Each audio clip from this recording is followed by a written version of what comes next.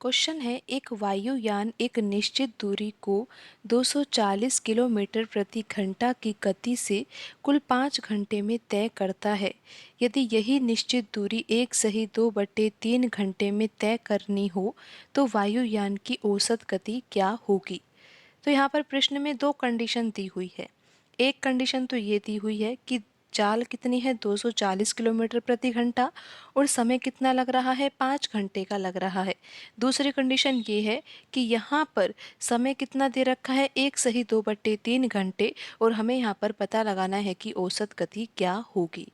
तो आप यहाँ पर इस तरह से समझिए कि यहाँ पर दो कंडीशन दी हुई है और दोनों कंडीशन में हमें समय दिया हुआ है। आप यहाँ पर ध्यान दीजिए कि यहाँ पर जो पहली कंडीशन है उसमें समय दे रखा है 5 घंटे, तो यहाँ पर हम लिख देते हैं 5 घंटे। और दूसरी कंडीशन में जो समय दिया हुआ है वो है 1/2/3 घंटे।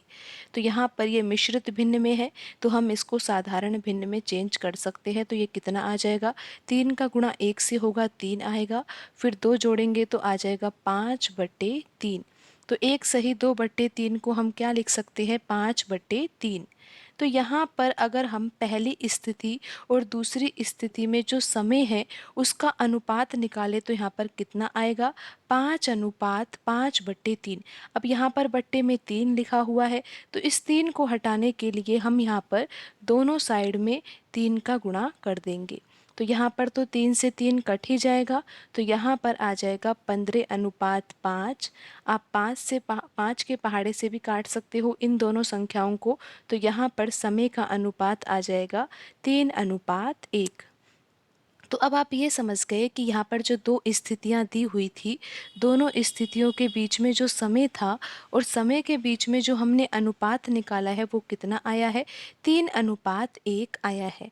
अब आपको ये समझना है कि यहाँ पर जो ये अनुपात हमने निकाला है ये समय का अनुपात है। समय का अनुपात यहाँ पर 3:1 है। और अगर हम यहाँ पर चाल का अनुपात निकालें यानी कि स्पीड का अनुपात निकालें तो स्पीड का अनुपात कितना आएगा, इसी अनुपात का हम उल्टा कर देंगे। तो यहाँ पर अनुपात आएगा स्पीड का 1:3। अब आप ऐसा सोच रहे होंगे कि यहाँ पर हमने ऐसे उल्टा कैसे कर दिया, यानी कि ये व्युत्क्रमानुपाती किस प्रकार होता है। तो अब आप यहाँ पर ये समझिए कि यहाँ पर हम किस तरह से इस अनुपात को हम उल्टा कर रहे हैं, इसका कारण क्या है। तो आप यहाँ पर समझिए, आपको पता है कि जो दूरी का सूत्र होता है वो क्या होता है, दूरी बराबर होता है चाल गुणा समय। आपको पता है ना कि दूरी बराबर कितना होता है, चाल गुणा समय होता है। तो यहाँ पर हम लिख लेते हैं डी यानी कि डिस्टेंस किसके बराबर होता है, स्पीड मल्टीप्लाई टाइम के। तो यहाँ पर दो कंडीशन है ना, तो पहली कंडीशन के लिए हम यहाँ पर 1 से दर्शा रहे हैं, तो यहाँ पर आ जाएगा इस तरह से। तो अब आप समझिए, हम यहाँ पर मान लेते हैं कि दूरी कितनी है, 20 किलोमीटर, और यहाँ पर जो यहाँ पर चाल है वो हम मान लेते हैं 4 किलोमीटर प्रति घंटा। और तो यहाँ पर समय कितना होगा, आप समझ रहे हो ना कि बराबर में 20 आना चाहिए। तो यहाँ पर हम समय क्या लेंगे, 5। तो यहाँ पर समय और यहाँ पर चाल का गुणा किया तो यहाँ पर दूरी किसके बराबर आ गई, 20 के बराबर आ गई। अब यहाँ पर हम दूसरी कंडीशन लेते हैं, लेकिन दूरी यहाँ पर हम समान लेंगे। क्यों यहाँ पर हम दूरी समान लेंगे, क्योंकि आपको यहाँ पर प्रश्न में पता होगा कि यहाँ पर जो दूरी है ना वो तो समान ही है। आप देखिए, पहली स्थिति में दिया हुआ है कि एक निश्चित दूरी को 240 किलोमीटर प्रति घंटे की गति से 5 घंटे में तय किया जाता है, और वही दूरी लिखा हुआ है ना कि वही निश्चित दूरी 1/2/3 घंटे में तय करनी हो तो चाल ज्ञात कीजिए। तो यहाँ पर दूरी तो सेम है, तो जैसे कि हमने यहाँ पर 20 लिया है तो यहाँ पर भी हम 20 ले लेते हैं। लेकिन अब हम इस बार समय को चेंज कर देते हैं। तो यहाँ पर अगर हम समय को चेंज कर देते हैं, जैसे कि यहाँ पर समय 5 था, तो हम यहाँ पर 5 से अगर 4 कर देते हैं, तो अब आप यहाँ पर बता सकते हो कि यहाँ पर जो चाल होगी वो कितनी होगी। यहाँ पर चाल को 5 होना होगा, यानी कि 5 किलोमीटर प्रति घंटा होना होगा, तब जाकर ही तो यहाँ पर 5 गुणा 4 कितना हो जाएगा, 20 हो जाएगा। अब आप यहाँ पर देखिए, जो समय के बीच में अनुपात है वो कितना है। आप देखिए, जो पहली स्थिति है उसमें T1 कितना है, 5 है, और दूसरी स्थिति में यहाँ पर देखिए T2 कितना है, 4 है। अब यहाँ पर आप देखिए चाल का अनुपात क्या है, यानी कि S1 अनुपात S2 क्या है।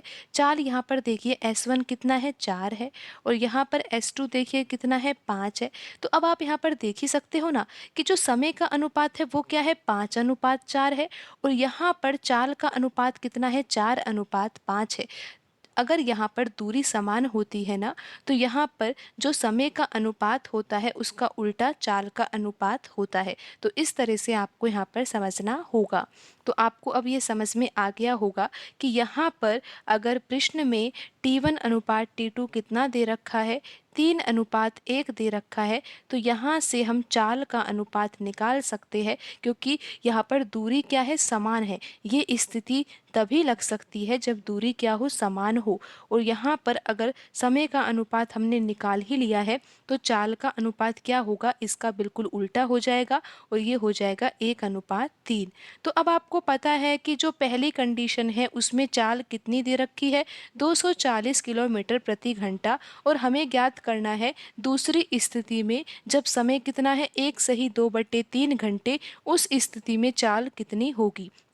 तो यहाँ पर 1 यूनिट की वैल्यू यानी कि पहली स्थिति की जो वैल्यू है वो कितनी है, 240 किलोमीटर प्रति घंटा, और हमें यहाँ पर ज्ञात करना है दूसरी स्थिति में चाल कितनी होगी। जब 1 यूनिट की वैल्यू यहाँ पर 240 किलोमीटर प्रति घंटा आ ही गई है तो दूसरी स्थिति की वैल्यू हम निकाल सकते हैं, क्योंकि दूसरी स्थिति में चाल कितनी है, 3 यूनिट है।